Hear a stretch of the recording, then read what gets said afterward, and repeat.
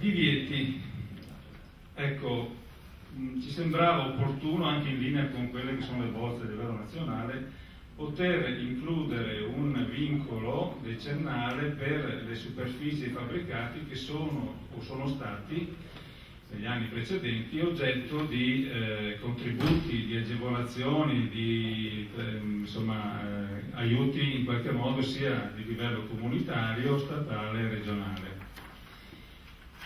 Dicendo che se io voglio intervenire devo dimostrare che quell'area, quella superficie, quel fabbricato non è stato oggetto di contribuzione, di aiuto, insomma, nel periodo interessato. E le sanzioni, quelle che sono appunto previste per legge per i trasgressori. Sto finendo, quindi molto rapido. Il monitoraggio, dicevo, la relazione biennale, quella che era prevista nell'articolo precedente, da inviare sia al Consiglio regionale sia al Consiglio delle autonomie locali, che ancora non c'è tra l'altro, ma insomma ci sono delle proposte per istituirlo, speriamo a breve. Comunque l'organo che rappresenta le autonomie locali in sostanza, in modo che si esprime in merito a questa relazione.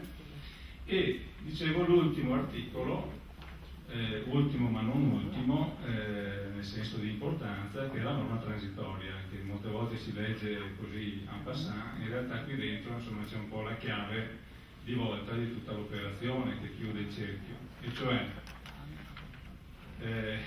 fino a che la Giunta non emana le direttive per recepire dentro i piani di intervento quegli interventi relativi al recupero delle aree censite e così via, e fin tanto che non c'è la metodologia univoca per il consumo di suolo, è vietato consumare suolo.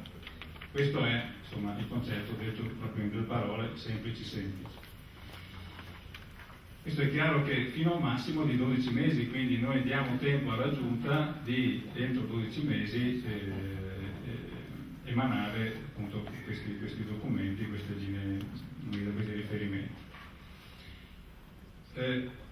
Diciamo anche però, mettiamo una data, nel senso che sono fatti salvi da questo divieto di consumo le operazioni già in essere, già partite, cioè le autorizzazioni già rilasciate, chiaro, i titoli insomma hanno un valore anche giuridico che non possono essere annullati dall'oggi al domani, quindi quelli vanno avanti, purché siano già appunto iniziati o depositati.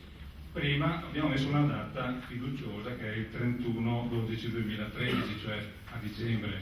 Chiaro che noi non ci illudiamo che questa proposta domani mattina arriva quella della Giunta, va in commissione e in 2, 2, 4 chiudiamo. Se tutto va bene per la fine della legislatura, se tutto va bene. Quindi è chiaro che questa data del 31/12/2013 ferma, diciamo così, la rincorsa che potrebbe innestarsi qualora questo diventasse legge domani mattina. Questo è quanto per i contenuti. Spero di essere stato sufficientemente chiaro, ma insomma siamo qui anche per parlarci e per dare ulteriori specificazioni. E detto questo, ci sono delle considerazioni finali che in parte sono state fatte e che richiamo solamente, sempre a mo' di titoli di coda, e cioè il coordinamento e il riferimento, l'intersezione di questa proposta, che diventerà proposta di legge formale tra poco, con la normativa già esistente, il piano carico di cui abbiamo parlato, il PTRC che parla in un punto che è stato riadottato con valenza paesaggistica, poi qua ci sono tutti i dubbi sulla validità giuridica di questa operazione, ma lasciamo stare, dove si parla di stop al consumo di suolo. C'è un piano commerciale approvato recentemente, c'è un piano cave che dovrebbe essere andato in giunta oggi, non lo so, lo vedremo forse domani, che comunque ha a che fare con il consumo di suolo. Noi abbiamo inserito tra insomma, le situazioni di consumo di suolo anche le escavazioni, cioè l'attività di cava, perché anche quello sottrae suolo all'agricoltura, all'ambiente e al paesaggio. C'è un piano energetico che dovrebbe anche qui favorire il recupero nei termini che abbiamo detto prima. C'è un piano regionale di sviluppo che dovrà da qui ai prossimi anni